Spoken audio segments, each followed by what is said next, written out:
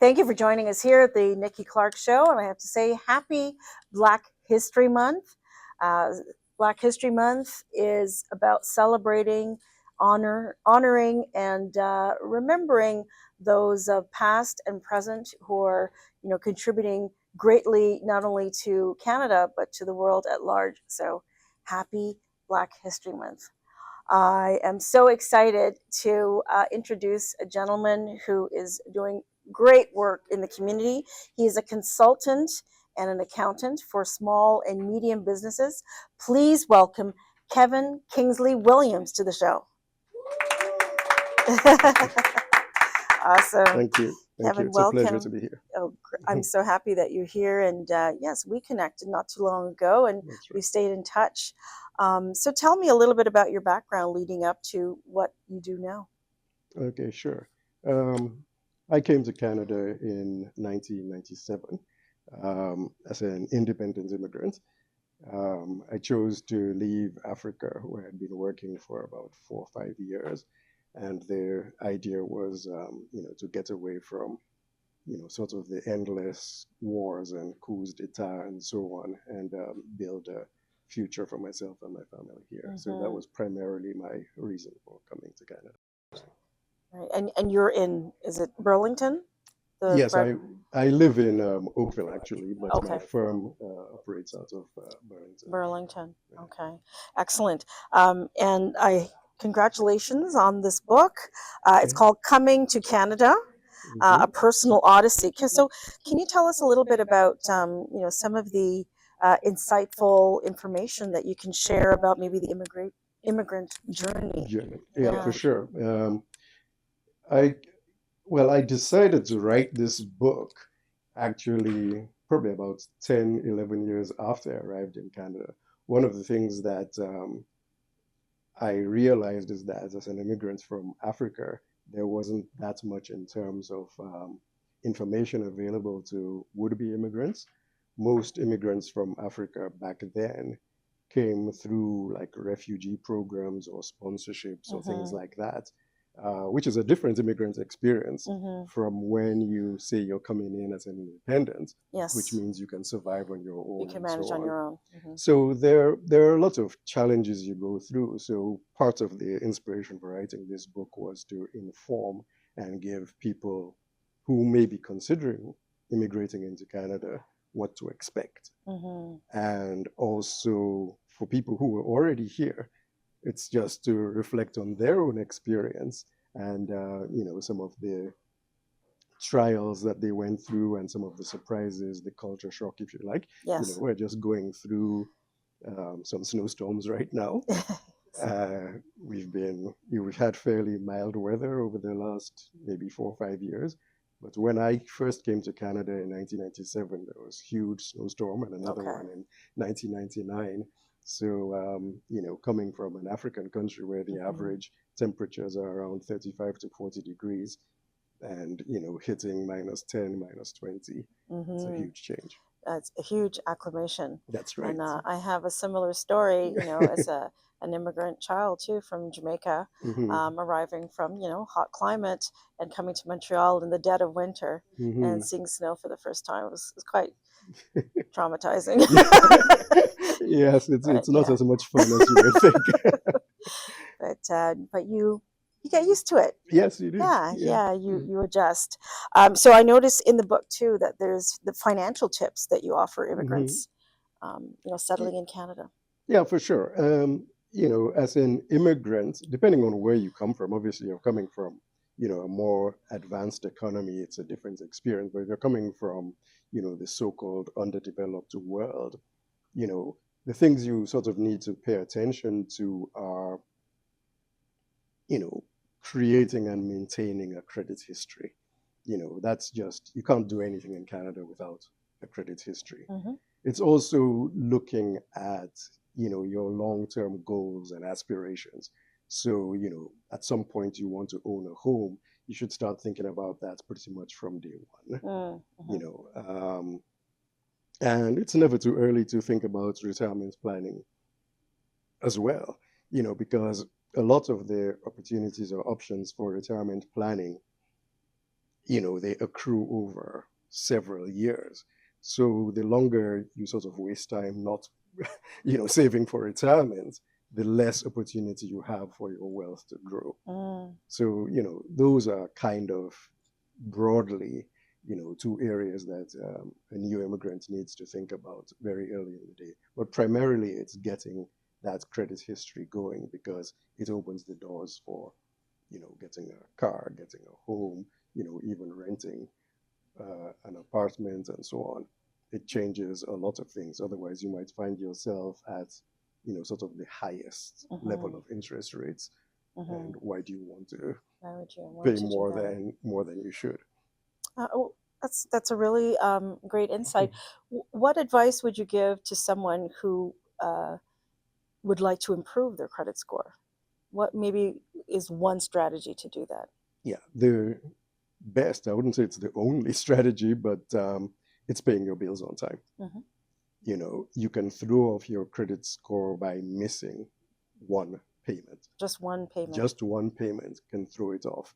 And it probably takes you 3 months to get back to your original credit score after you start paying on time. So, you want to first of all, have debt. Again, in some cultures, people tend not to like debt. They think it's, a bad thing to owe money. But actually, it's a good thing to have at least one credit card or one thing that you owe money on, maybe a car note, for example. But then you have those payments being made by automatic withdrawal, and your credit history is perfect. It's perfect. Yeah. Okay. If you pay all your bills on time and you're not in a rush to pay things off, your credit score will be perfect. Okay. Yes. And funnily, if you have no debt, your credit score is not very good. So it's a bit of a paradox, but don't be deceived into thinking that, being debt free is the best thing in the world, because at some point you're going to need to borrow and you want your credit score to be at its highest possible level. Okay. Excellent. That's really great advice. So tax time is is alive and it's very much in the picture right now. It can be very overwhelming for both businesses and individuals. So what are some of the essential strategies that people can kind of utilize that maybe they've overlooked when it comes to taxes? Okay, well, at this point, I'll give the shameless plug of contact an accountant.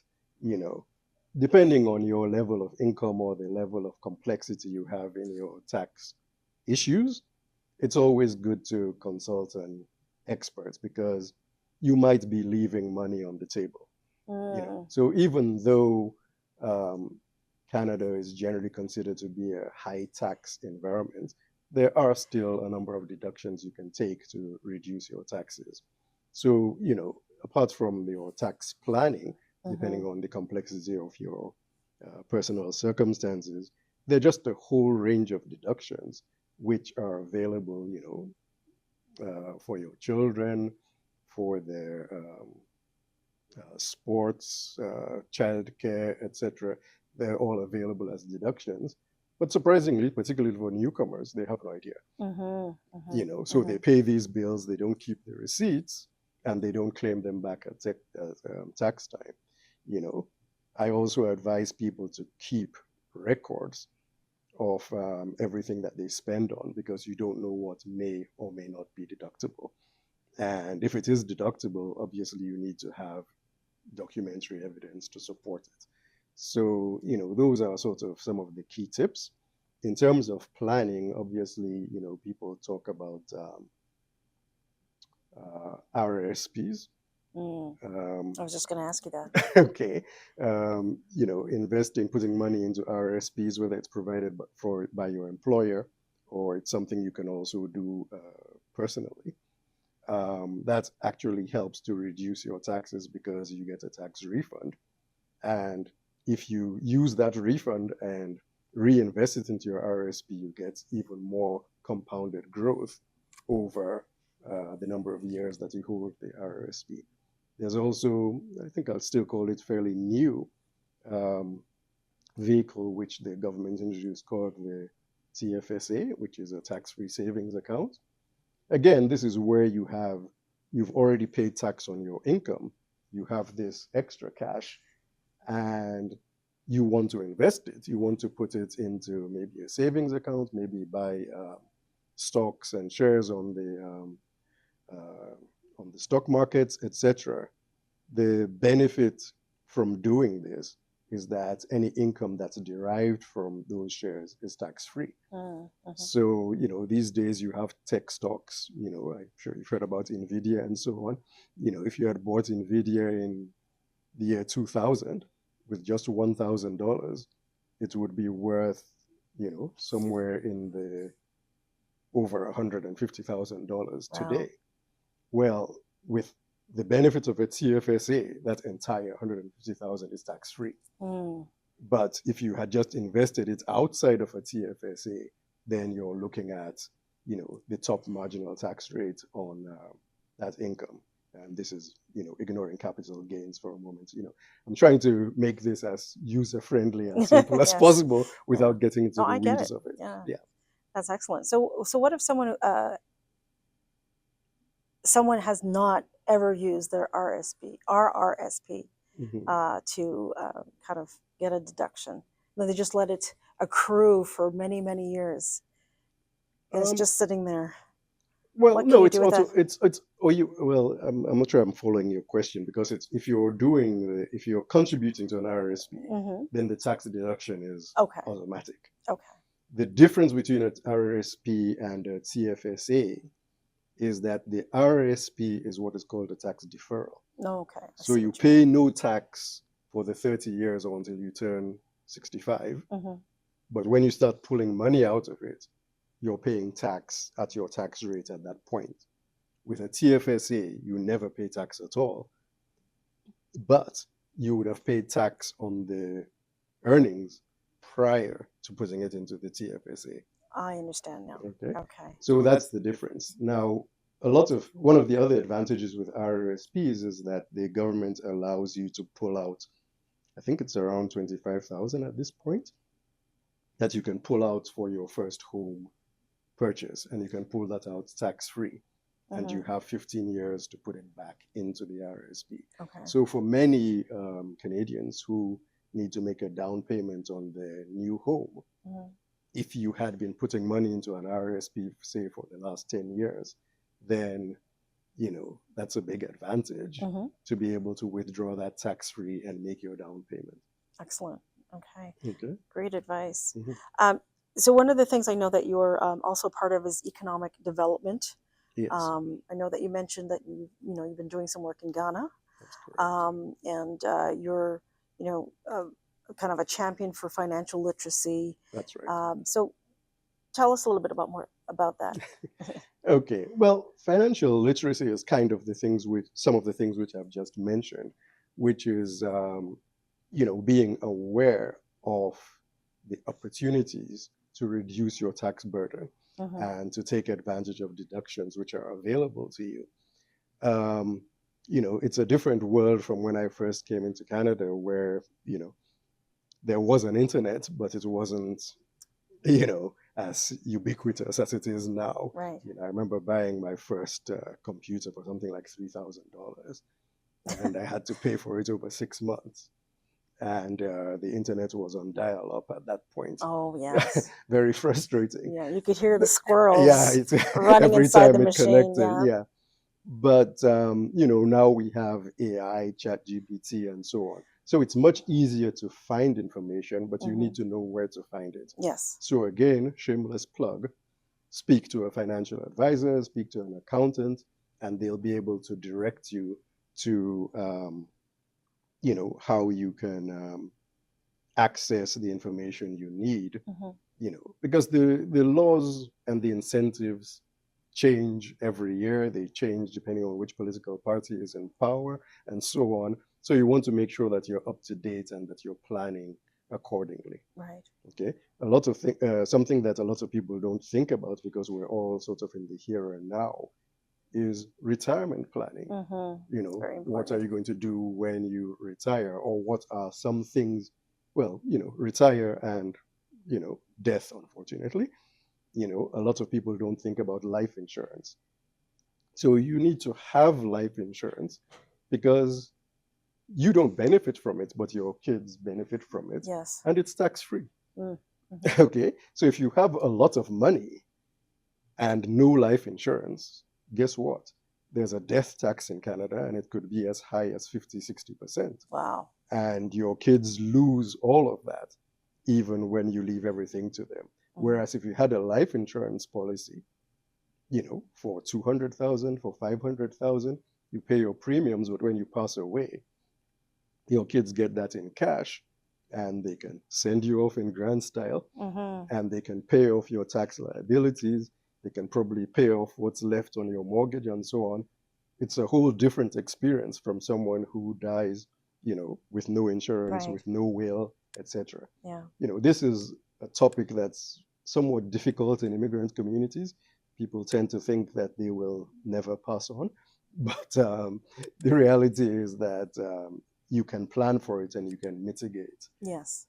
some of that. Yes, and relieve some of the burden off Yes, your on your loved ones. beneficiaries and loved Yes, ones. Yes. absolutely.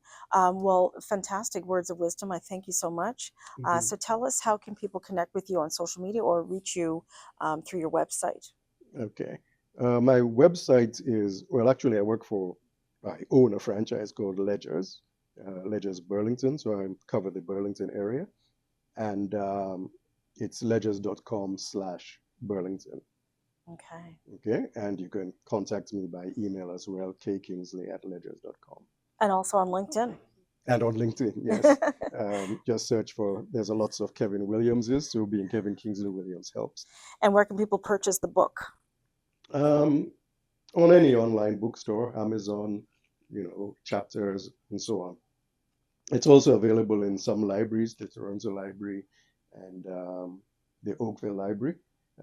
What I hear from the librarians is that, usually during Black History Month, they have a lot of traffic with the book going back and forth. Excellent. Because, it's one of the few books, sort of written by African or Black authors. Yeah. Brilliant. Thank you so much, Kevin. I really appreciate it. Excellent. And you'll be Thank you, hearing Nikki. from me. I hope you have time for my tax preparation. Awesome. Thank you For again. sure. Thank you. We'll be back.